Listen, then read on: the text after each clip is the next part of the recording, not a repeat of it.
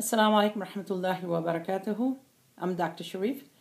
Today, inshallah ta'ala, I'm going to deal with a topic called self-confidence. Inshallah, I got a few questions about it, like as a Muslim or as a human being. Most of my lectures will be based on all human being characters. So I would like to describe about the self-confidence. Let me define self-confidence for you. Self-confidence is to know your weaknesses and your strength and reflect on yourself and see what are your strengths. For example, your strength is about speaking. Use it for the good reason. And your weaknesses are something you cannot handle, things which are very sensitive to you. Hold on to that and try to avoid that or work on it. Either of the two. And subhanAllah, during the end of our life as a Muslim, we have a concept that Allah gave us the strength to move on in our lives. But He gave the weakness to see how much can we work on the weakness and what do we score at the end of the life. It's not about the strength that I have this, I can do it, or I have faith. So I'm very good in my knowledge and the rest of the whole education of Islamic studies and whatnot. But what is your weakness? The question at the end of your life, inshallah ta'ala, will be, like, I gave you a weakness, how did you work on it? What's the strength you have brought it out? So let me look into a self-confidence of all the people, all human beings.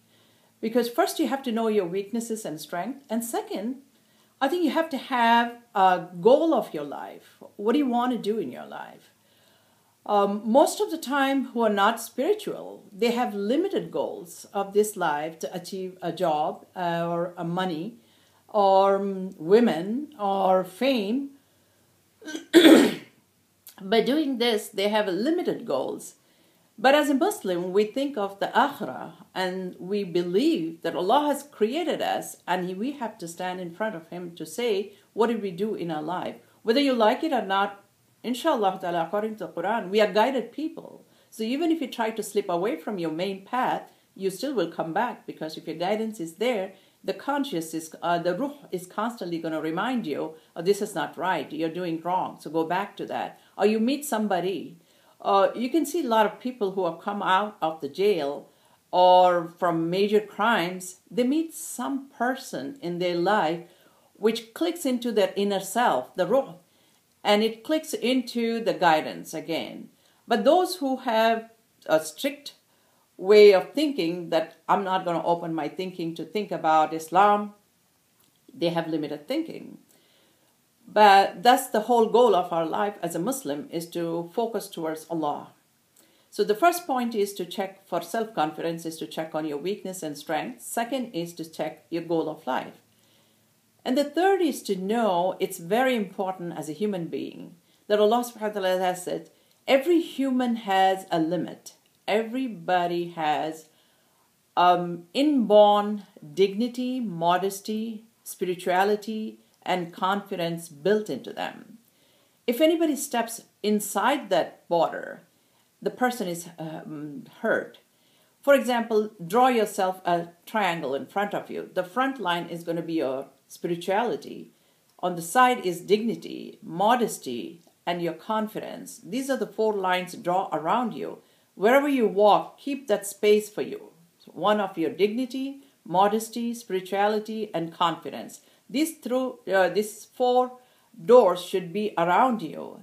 And subhanAllah, nobody has rights to step into it. You know what I mean is dignity. People have spirituality, they believe in God, if Allah or Jesus or anything. But when somebody steps into the dignity level, there's no point having spirituality, but you open the gate of your dignity. Somebody's stepping on your dignity. Somebody's stepping on your modesty. Somebody's stepping on the confidence. Somebody's stepping on your spirituality. Then you lose yourself. So this is your defined space. So draw the line and walk around always thinking that I have these four borders around me and nobody can step into it. Any relationship, except Allah subhanahu wa ta'ala has given you these inborn rights in you. So hold on to that. Let me say, what is dignity? Dignity is something you're humble, you're presentable, you are a listener, You have aura of, I can help you. I have my respect.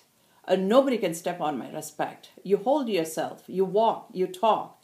Your aura to the people knows that you have your dignity, and nobody can step into it. So that form of expression of your dignity is very important. Second thing is your modesty. Modesty is something which you need to have a speech which is firm, speech which is eloquent, and speech which is describing, very easy to understand, and very subtle to give your message to the people. That's one is modesty. And the attire, what you wear is, I'm here to deal with the business. I'm not here to deal with my personal level. So holding on to a dress code, which let people know when you walk around that this is not a man or a woman to be messed around. They hold themselves, they give you a statement with their clothing.